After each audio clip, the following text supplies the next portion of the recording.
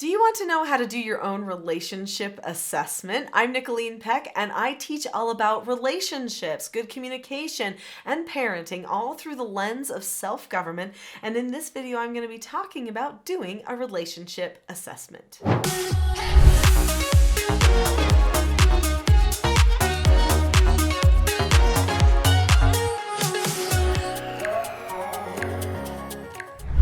So in this video, we're going to talk a little bit about self-government because understanding that is important for understanding the power of assessment.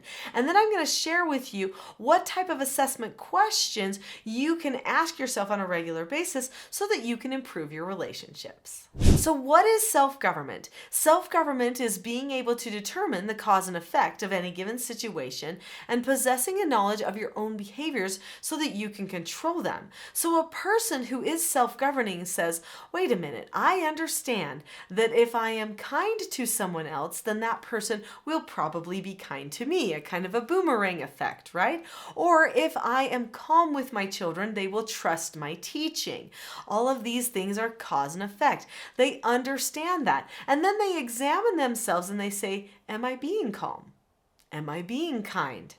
Does it feel like I am? I need to be honest with myself about it. Can I improve in any way? And if the answer is no, I'm not calm enough, then they make plans to improve. This is a personal assessment that they do on a regular basis about calmness, or about kindness, or about understanding other people. When a person is self-governed, they plan which type of person they ought to become, and then they regularly assess themselves as they journey through life, and they course correct again and again. It's super powerful. In fact, if you deliberately do assessments for family relationships and for yourself, then you end up creating the type of environment where your whole family is self-governing. So let's talk about how you can do a personal self-assessment so that you can better govern yourself and get the outcomes that you want. So the first thing that you need to do when you are starting to have a time where you're going to have a self-assessment is you've got to find the right place, okay? So you need to be in the quiet. When you're going to start self-assessing for your relationship with somebody else, don't do it at a time of distraction. Don't do it at a time when you've just had a fight with the person. Get yourself calm first, all right? And we're going to talk about calmness at the very end here of this video. And in fact, I even have a gift for you to help with your calmness.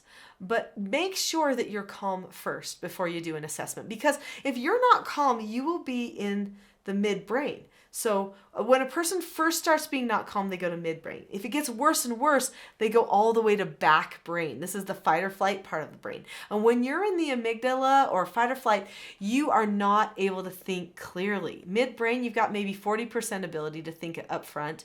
Back brain, you've got maybe 10% ability to think with your prefrontal cortex. And you really need to be able to do thinking if you're going to do some good assessment. So if you're feeling emotional, have a little bit of a cry, get yourself to a place of calmness, and then start doing your assessment. And do it in a quiet spot where you can feel really comfortable. Now, while you're in this zone of preparing for assessment, start with some really obvious questions. So the first question is a vision question, and the vision question is, who am I? Who am I to this person? Where am I going with them? Where do I want this relationship to lead? So you're looking ahead at who you're becoming as a group, but also who you are individually. And hopefully you'll also ask yourself, who are they? Who are they to me? Surely they're not nothing to you, or you wouldn't take the time for the assessment. Are they a part of you? And if so, what part is it? You know, are they part of your hands and your heart? Is that person a person that's like your happy place when you're with them, or you want them to be your happy place? Are they a person that you like to be around when you have a problem? Or are they a person that you like to laugh and have fun with? Who is that person to you? And what is their value to you too? So don't just think about what they give you, but think about who they really are. Maybe even to God if you're a religious person, because that's really their true value. If you can see someone as God sees that person, then you can see their potential even if they're having a problem in the minute. I had to train myself to do that as a treatment foster parent. For many years, I took in troubled teens and I would do therapeutic treatment care for them. I could not help them unless I reminded myself regularly of who they really were, to Him, to God, and their potential. Then I could hopefully see them as He saw them, and then I could help have a change of heart and help them have a change of heart. So when a person has self-government, that's a time where they are having a change of heart. So we're going to talk about some other assessment questions. In fact, there's a form that I usually share with people when I'm teaching them how to have self-assessment, and we're going to go through that form. But before we do, click the subscribe button now. This channel has so many great videos that are all dedicated to you assessing you better so that you can better self-govern and teaching your children to do the same thing. So click on the subscribe button now so that you don't miss any of those videos. So let's talk about the relationship assessment. The first thing that you want to ask yourself is, how do I best connect with this person? So pick one person. You can do this relationship assessment for many, many people, but right now just pick one person. How do I connect best with that person? Do we spend quality time together? Do we laugh together and share jokes? Do we do service together? Do I serve that person and then I feel more bonded to them? Do I tell them nice things in praise and then notice that they connect more to me?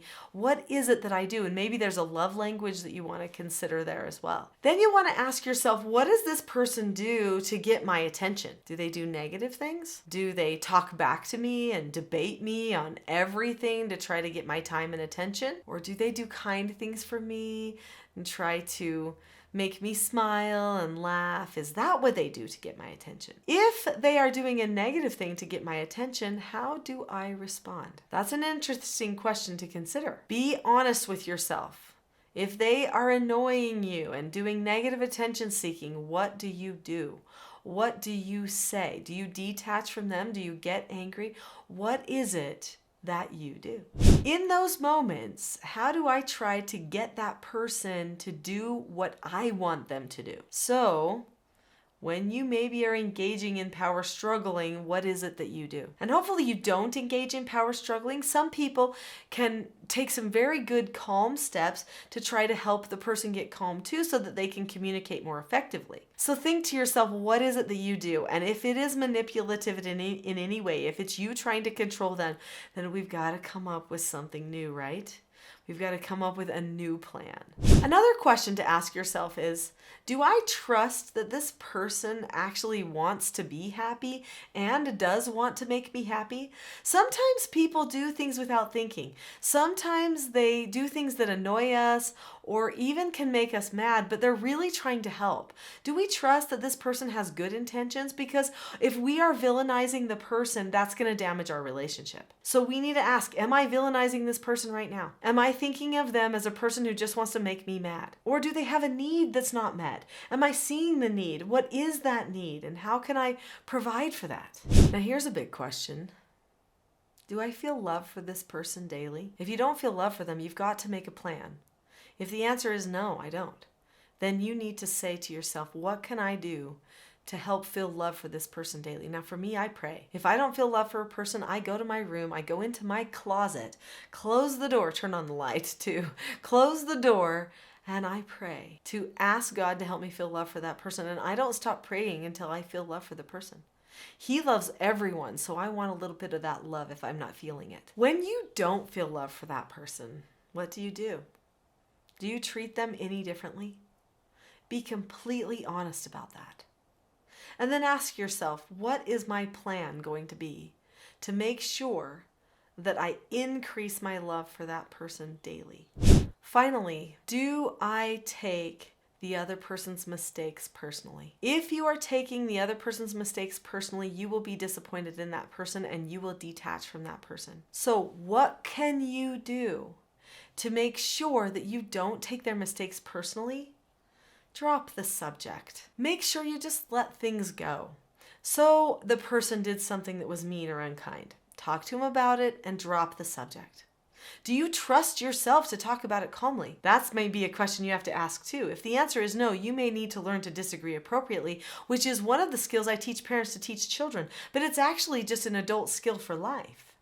Do you know how to disagree appropriately? If not, there are many other videos on this channel that can teach you how to disagree appropriately. Part of disagreeing appropriately is being calm, and you need to be calm in order to strengthen the relationship. When a person takes somebody else's behavior personally, that's when they're not calm. Whether it's on the inside or the outside, people can feel it. It's loud, even if you're not saying anything. So how are you going to plan to get calm? That might be a key thing that helps your relationship most. Have a calmness plan. So ask yourself, what is my calmness plan? I have a calmness plan, and I would love to share that calmness plan with you in my Calm Parenting Toolkit. I have a Calm Parenting Toolkit that I'm going to give you for free. If you click on the link in the description below this video, you can have the Calm Parenting Toolkit for free. The link is teachselfgov.com/toolkit. If you click on that right now, you can have the 10 lessons in the Calm Parenting Toolkit for free. It's a starter kit to self-government and will help you find the calmness you need so that you can learn all of the other skills, like how to disagree appropriately, and so that you can increase your bond to that other person you really do love so much. So click on the link to that toolkit now, and I'll see you there.